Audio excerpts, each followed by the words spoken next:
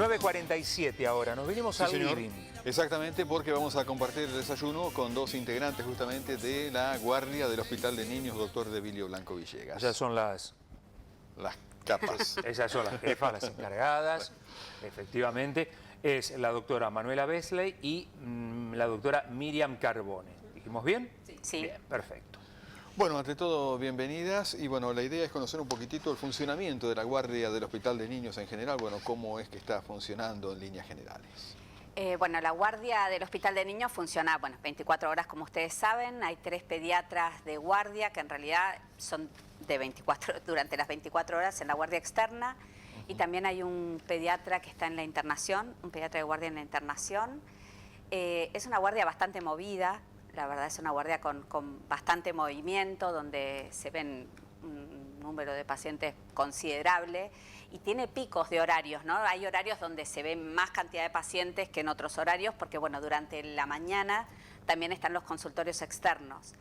La realidad es que a veces, bueno, nosotros decíamos, muchos de los motivos por los cuales la gente consulta a la guardia se mezclan con los motivos por los cuales se van a los consultorios. Por eso es que por ahí hasta las 14 en general el movimiento es un poquito más acotado y a partir de las 14 es un movimiento bastante intenso.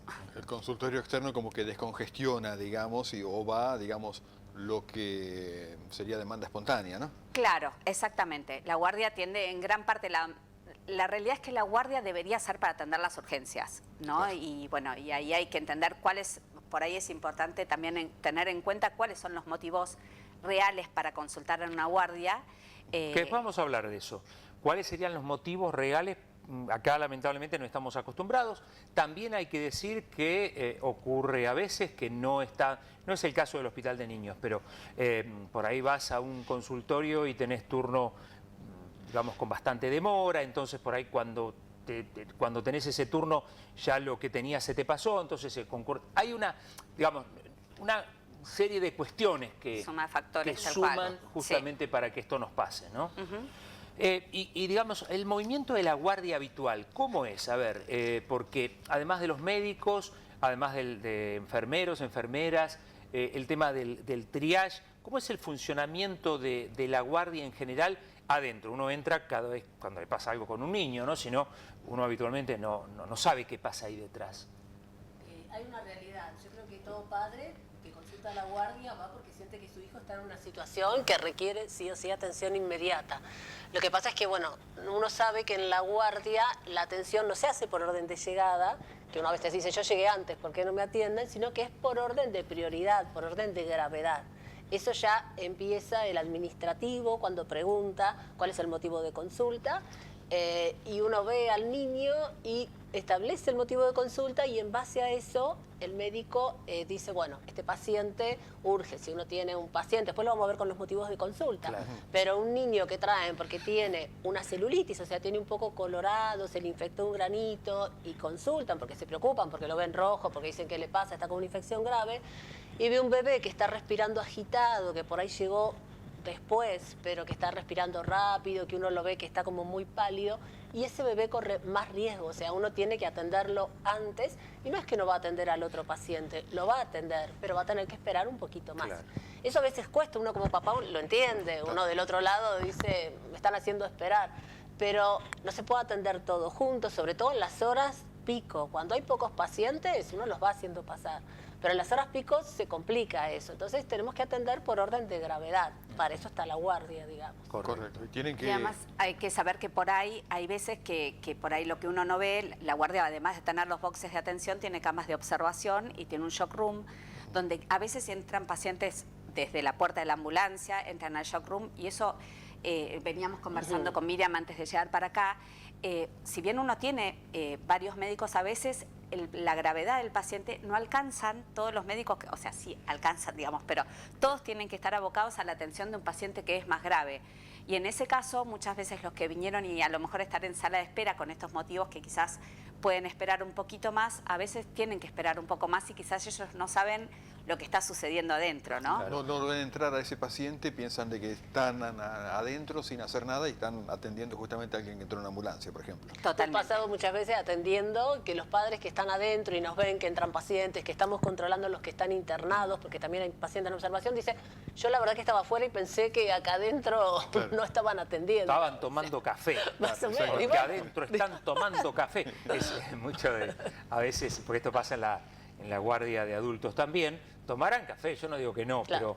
pero, a ver, en la guardia de adultos también, quizá ahí ves llegar la ambulancia, pero muchas veces vos llegaste y el paciente, no sé, en ambulancia pobre que viene todo accidentado, iba a decir otra cosa, todo estartalado, pobre, ahí todos los médicos tienen que concurrir al shock room porque cada uno tiene una tarea. Hablo de adultos, no quiero pensar porque con chicos entra para uno la parte sentimental. Además, sí, por supuesto. Sí. Además, seguramente tienen que luchar, entre comillas, contra la ansiedad que todo padre tenemos, porque es nuestro hijo que está sufriendo, nuestro hijo que tiene dolor de la garganta y que quizás no es una urgencia, pero para nosotros es nuestra prioridad, nuestra gran urgencia como padres. Siempre decimos, ¿no? Lo que le pasa a un hijo uno pondría su cuerpo, ¿no? Claro, exactamente. Entonces, sí, por supuesto, uno ve que algo le duele y bueno, y realmente para uno es una urgencia, pase lo que pase, ¿no? Pero bueno, nosotros es nuestra tarea categorizar realmente la gravedad de los cuadros para poder darle prioridad a los pacientes que son más graves. Porque, bueno, el problema sería realmente que se nos pase un paciente grave. Nosotros, en realidad, como decía Miriam, desde el administrativo se han hecho capacitaciones como para tener en cuenta qué preguntar y qué es lo que se registra. Incluso también ellos clasifican con un color inicial, que después también el enfermero, cuando, bueno, en el triage recategoriza como para darle un orden de prioridad, ¿no? En la atención. Hay 3 niveles de prioridad, que son el rojo, el amarillo y el verde. El rojo es el paciente que no puede esperar porque tiene riesgo de vida. Un paciente en un color, nosotros los clasificamos en 3 colores, ¿no? Un poco de acuerdo a nuestra realidad también en Tandil. Un paciente que está en un color amarillo es un paciente que, bueno, que quizás que tiene que ser atendido sin ninguna duda, pero por ahí puede esperar un poquito más, no tiene riesgo de vida, pero bueno, es un paciente que sin duda tiene que ser atendido en poco tiempo. Claro, en poco tiempo. Y por ahí el paciente que está en un color verde es un paciente que probablemente podría haber ido a un consultorio, podría haber ido al consultorio de su pediatra. Nos pasa mucho que a veces, por esto que decías vos, Claudio, a lo mejor no consiguieron turno con su pediatra y bueno, horarios de trabajo también se complica. También, exactamente. Entonces, bueno, por ahí hay pacientes que en realidad podrían haber esperado o hasta el día siguiente, bueno, pero por un horario de trabajo quizás consultan en el horario que todavía la guardia, como hay siempre alguien para atenderlos, se los va a atender en algún momento. A veces tienen que esperar un poquito más, un poquito menos, seguramente depende también la estación del año, porque también es bastante estacional nuestro trabajo. Pero bueno, a veces los que tienen un color verde por ahí pueden esperar un poco más porque son motivos de consulta que dan tiempo para tener una respuesta. Esto lo voy a decir yo. Si se determina que el color es verde, digo, si la actividad en la guardia está muy complicada, probablemente tengan que esperar horas. Y esto provoca a veces, no sé si horas, pero bueno, si la guardia está complicada... En invierno pasa, que a veces la verdad, desgraciadamente, porque no es algo que nos guste, uno entiende el malestar que genera, porque uno está preocupado por su hijo, pero a veces está tan colapsado que a veces han tenido que esperar horas. Sí, es la única guardia pediátrica que quedó en Tandil. Única guardia pediátrica, o sea que vamos todos ahí. Con el riesgo que eso implica también. Después vamos a hablar de eso que hablábamos el otro día con Nancy Guerrero. Es única guardia y única internación en pediatría en Tandil, es el Hospital de Niños. Exacto. Hablaban de una demanda estacional. Bueno, básicamente, ¿cuáles son, digamos, las épocas y las patologías que más se consultan en los momentos de gran demanda? Ahora en invierno lo que más se consulta es la patología respiratoria. Son sobre todo, muchas veces son lactantes que tienen las bronquiolitis y los chicos más grandes que, bueno, también tienen cuadros respiratorios. Y eso, bueno, colapsa a veces la guardia porque un chico que viene por ahí con una dificultad respiratoria es un paciente que no es... O sea, hay una cosa básica, hay pacientes que uno los puede atender en 5 minutos y hay pacientes que nos van a llevar más tiempo. Si un chico viene con una bronquiolitis, con una crisis obstructiva, hay que aspirar secreciones, sacarle los moquitos, hacerle espasmos. O sea, nos lleva a veces 1 hora de atención hasta ver si ese paciente se interna, se puede ir a casa y eso va acumulando pacientes. Pero lo más importante es estar atentos, sobre todo en esta época del año. Nosotros en pediatría hablamos mucho de prevención. Toda patología en general puede ser prevenida. Si un chico va a tener una patología respiratoria, la va a tener, pero cuando viene a la consulta yo por ahí le digo a las mamás, sobre todo de los bebés, siempre miren cómo respira, si hunde las costillitas, abajo de las costillitas, si ven que la nariz como que le cuesta respirar. O sea, todas esas cosas son importantes para que consulten, para que no nos dejemos estar y no nos cueste más tratar al bebé. Vamos a hacer una pausa. Le digo a los chicos del control que dejamos todo lo que tenemos acá, que lo hacemos después, inclusive porque no nos tenemos que atrasar por otra nota que viene después. Correcto. Vamos a hablar en el próximo bloque del Shock Room, que la verdad es un lujo lo que tiene el Hospital de Niños y Dios quiera que nunca lo necesitemos, pero si algún chico sufre algún incidente o en la casa o en el tránsito, creo que así como los adultos queremos que nos lleven al hospital Santa Marina, si es un niño, nuestro hijo, queremos que vaya ahí por los profesionales, por lo que es el hospital, por el equipamiento que tienen.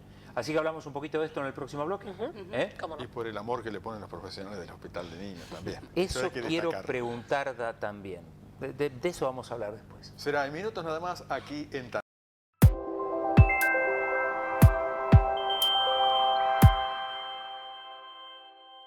Hemos venido al living porque tenemos dos invitadas, la doctora Manuela Besley y la doctora Miriam Carbone. Uy, cuántos mensajes. ¿Hasta qué edad atienden en el Hospital de Niños? Lo sabemos, pero... Hasta los 15. Hasta los 15 inclusive. 15 cumplidos. 15 cumplidos van al Santa Marina. Claro. Perfecto. O sea, hasta el último 14 día, años, 11 meses, 29 días. hasta el último día de los 14. Exactamente. Está muy bien. Guardia del Hospital de Niños, perdón, ¿cuáles son las horas pico? Y se preguntan si hay en las horas pico más médicos atendiendo en la guardia. No, en realidad siempre hay 3 médicos de guardia. Las horas pico en general son, como decíamos, a partir de las 15 hasta las 23, por ahí podríamos decir 22, 23. Pero también depende un poco la época del año, ¿no? En verano a veces vemos que los pacientes siguen llegando un poquito más tarde o empiezan a venir más tarde, un fin de semana quizás, cuando hace mucho calor, pero bueno, siempre más o menos pensando en esos horarios. Correcto. Rodolfo. Sí, habíamos quedado en el bloque anterior, había mencionado la pasada la doctora Besley, lo que tiene que ver justamente con los motivos con los cuales uno debería ir a la guardia, los motivos que son de guardia y los que no son de guardia. ¿Podemos profundizar un poquitito qué sería algo para consultar en guardia y qué no? En realidad, por ejemplo, la fiebre es un motivo súper frecuente de consulta en la guardia, ¿no? Pero es importante saber cuál es la fiebre que nos preocupa un poco más. Por ejemplo, en un menor de 3 meses siempre, no hay ninguna duda, hay que ir siempre. Cuando hay alguna enfermedad de base, la fiebre es, o sea, hiperfrecuente, ¿no? Que los chicos tengan fiebre. Y una fiebre con un paciente, con un nenito que uno no lo ve bien, que está con dificultad respiratoria, que tiene además un dolor de cabeza con vómitos importantes, con una alteración en el color, que, bueno, cualquiera de esas cosas que llaman la atención. En realidad, fiebre es un motivo muy frecuente y por ahí uno baja la fiebre y uno ve que después andan corriendo por todos lados. Bueno, por ahí ese paciente podría esperar un poquito más. O sea, la fiebre es un motivo hiperfrecuente, ¿no? La dificultad respiratoria o la tos, que es un motivo por el cual una cosa es tos y otra cosa es un paciente que tiene dificultad respiratoria, que hace esfuerzo para respirar, como decía Miriam hace un rato, que hace esfuerzo con los músculos accesorios, que hunde las costillas. En un bebé más chiquito a veces, bueno, o también que tiene un aleteo nasal, que uno ve que hace esfuerzo para respirar, ¿no? Más que nada es eso. O escucha un ruido raro también. O escucha un ruido raro, tal cual. El silbido del que se habla, esa respiración, bueno, ese silbido. Cuando hay un cuerpo extraño no es lo mismo, de todos modos hay que ir a la guardia, por supuesto, pero bueno, una pila botón o un imán son más urgentes que por ahí otros cuerpos extraños, que de todos modos hay que ir a la guardia, ni hablar si eso es con tos, ¿no? Pero eso también es un motivo para ir a la guardia.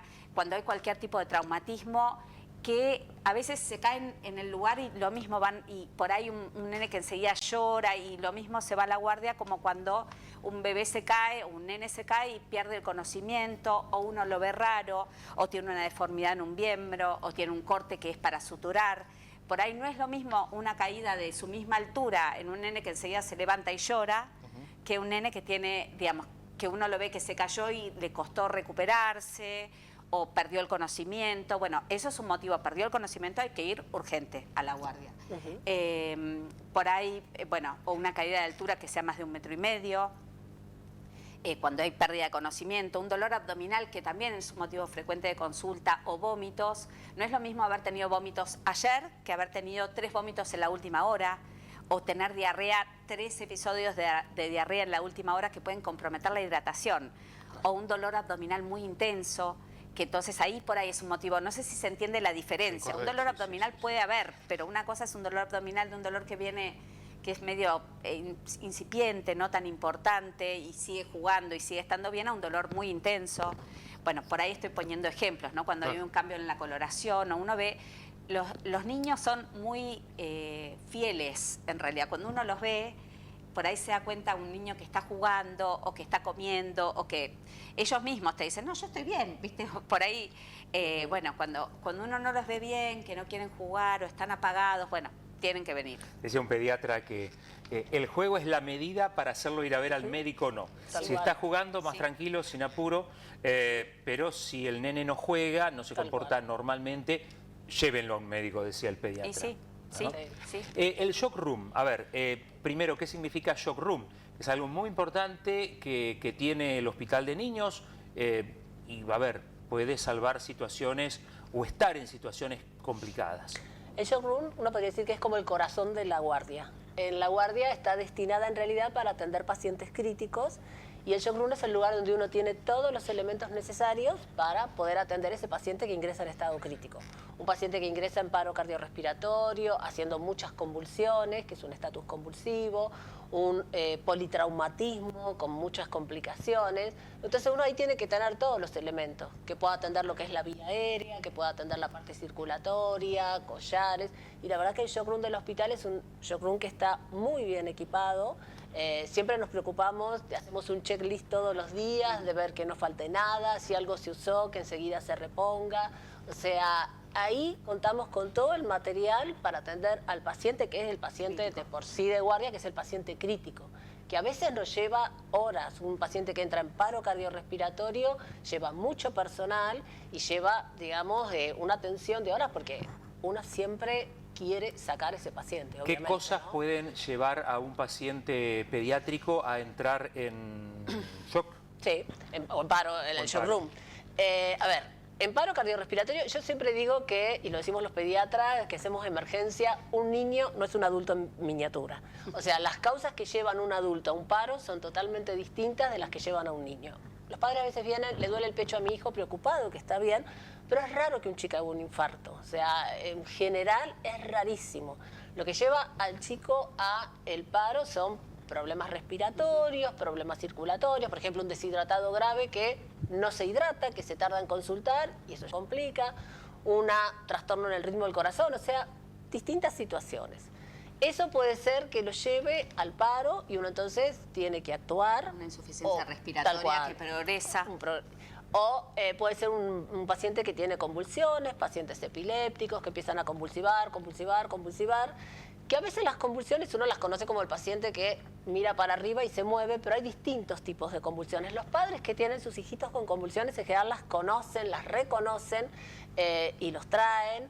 Y bueno, eso también, si uno no lo trata o cuesta tratarlo, lo puede llevar, digamos, al paro. Y ese es el lugar donde tenemos todo. Y donde podemos tratar al paciente, y la verdad que contamos con todo el material necesario.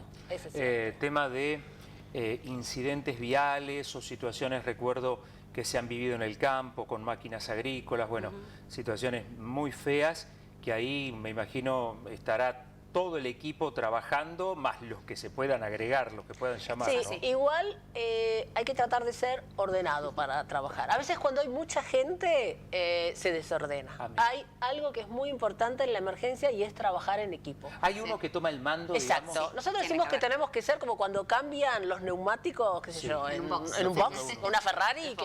Bueno, así, esa precisión hay que tener. Yo sé que tengo que ocuparme de la vía aérea del paciente, todo lo que es la respiración. Otro sabe que tiene que ocuparse de hacer masaje cardíaco si es necesario, otro se ocupa de poner un acceso vascular, otro de mirar el monitor, ya estoy hablando de 4 personas, se necesita por lo menos 6 personas, pero mucho más de 6 personas estorban. Correcto. Entonces, hay que trabajar coordinado, es como un equipo de fútbol con un equipo que cambia un neumático.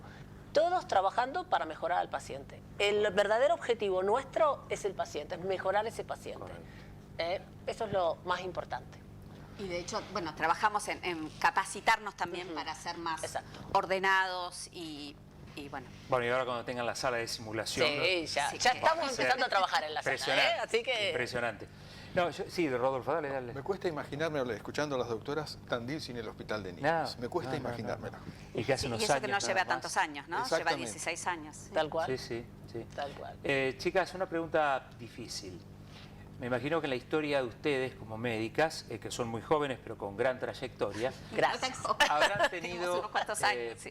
A ver, infinidad de chicos que les salvaron la vida, pero otros habrán quedado en el camino. ¿Cómo es eso para un médico, una médica que además es mamá, sabe lo que se siente, pero a su vez tiene que disociarse porque ahí tiene que estar la profesional médica salvando a esa criatura, hay una familia desesperada afuera? ¿Cómo se maneja? Es una pregunta muy trillada, pero pocas veces se habla de lo que significa, de lo que es esto para el profesional, para la mujer, para el hombre. Para la persona. La persona. Bueno, la realidad es que uno no quiere enfrentarse a estas situaciones y a veces nos han tocado en nuestra práctica médica, en nuestra historia con la medicina. Son situaciones muy duras porque realmente no es o sea, es como va contra... Es antinatural, ¿no? Uno siempre siente que la muerte de un hijo es algo antinatural. Es antinatural. Debe ser lo más doloroso que le puede pasar a un ser humano en la Tierra. Yo creo que no debe haber dolor más grande. No. Y es duro uno cuando muchas veces ve que el paciente quizás no sale como uno quiere que salga, y entonces uno se le mezcla la cosa de, bueno, tengo que seguir y tengo que decirle a la familia, ¿no? Y es un momento durísimo. La verdad que uno, digamos, junta coraje, trata de apoyar a esa familia, de contenerla, uno entiende todas las sensaciones que le pueden pasar, porque creo que ante esa situación uno responde como puede, y cada uno puede como puede, ¿no? ¿Y son las mismas profesionales o los mismos profesionales que atendieron a ese chiquito que falleció, quien va a avisarle a la familia? ¿Es un equipo? Sí, uno en general, mientras lo está atendiendo, le va contando a la familia. ¿Hay alguien que va saliendo? Sí, uno siempre. Incluso muchas veces les decimos a los familiares si quieren estar presentes, porque está comprobado, y esto antes era puerta cerrada, es como la terapia de nuestro hospital, es una terapia de puertas abiertas, o sea, los padres ingresan y muchas veces uno ve una puerta cerrada y dice, ¿qué estarán haciendo con mi hijo? Y eso genera mucha angustia. Entonces uno les dice que si quieren pasar, pasen. Hay papás que pasan, otros que, digamos, prefieren que no. Uno a veces ve la familia y quizás dice, la ve muy descompensada, y como es importante estar concentrados, a veces uno los dice que por favor esperen afuera y les va diciendo, pero nunca los dejamos, o sea, estamos reanimando 1 hora, 2 horas y la dejamos a la familia. Siempre hay alguien del equipo que siempre le vamos contando, pues es muy duro, o sea, obviamente quieren saber qué está pasando, entonces uno eso lo entiende, la parte humana no la puede dejar nunca. No, y menos con la salud de un niño. No, jamás. Con lo que eso implica. Y la verdad que también tratamos de, bueno, también de formarnos, ¿no? En lo que es comunicar una mala noticia, ¿no? Que en realidad también es, o sea, a veces nosotros pensamos, ¿no? Una mala noticia, a veces ni hablar de una cosa extrema, pero para una familia una mala noticia a veces no puede realizar un viaje porque tiene una angina, que no es algo, pero la familia estuvo ahorrando para un viaje o estuvo poniendo muchas expectativas en algo que para el hijo era importante o para los padres era importante. Y es tan mala noticia como...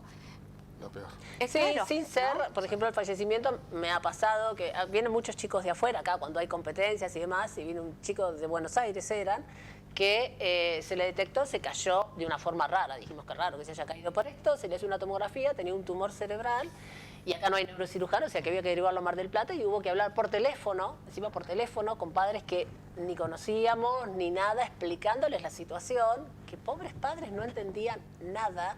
O sea, también era una situación horrible. No, tremendo. Pensaba, mientras ustedes charlaban, no sé, supongamos que hay unos padres que esperan afuera, mientras ustedes están haciendo la reanimación, la cosa no sale como se esperaba.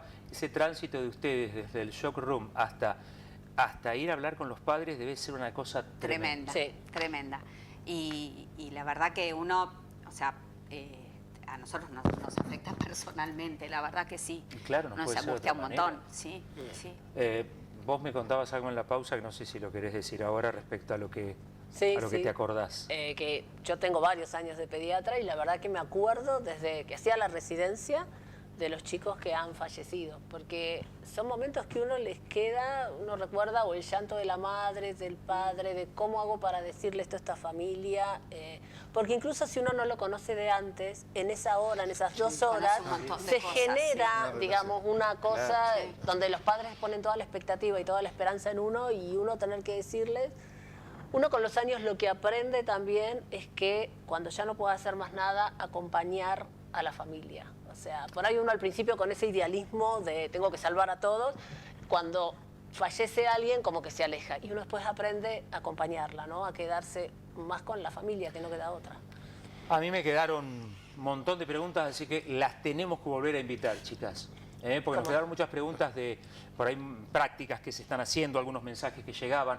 Van a tener que volver. Bueno, ¿cómo no? Y una tarea realmente sensacional la que están realizando en la guardia, la única guardia pediátrica que destacarlo aquí de la ciudad de Tandil. En ustedes, chicas, jefas de guardia, por favor, el agradecimiento y el valorar a cada uno de los profesionales, a los enfermeros, a mucamas, administrativos, porque cuando, a ver, cuando las papas queman están todos. Sí, sin hablar. Todos. La verdad que es un equipo excelente. Sí. Y un equipo no solo profesional, sino humano. Exacto. Todo el equipo de guardia. Exacto. Muchas gracias y felicitaciones por la tarea. Bueno, gracias a ustedes. Las doctoras Manuela Besley y Miriam Carbone, charlando con nosotros, son las jefas de la guardia del Hospital de Niños de Vilio Blanco Villegas.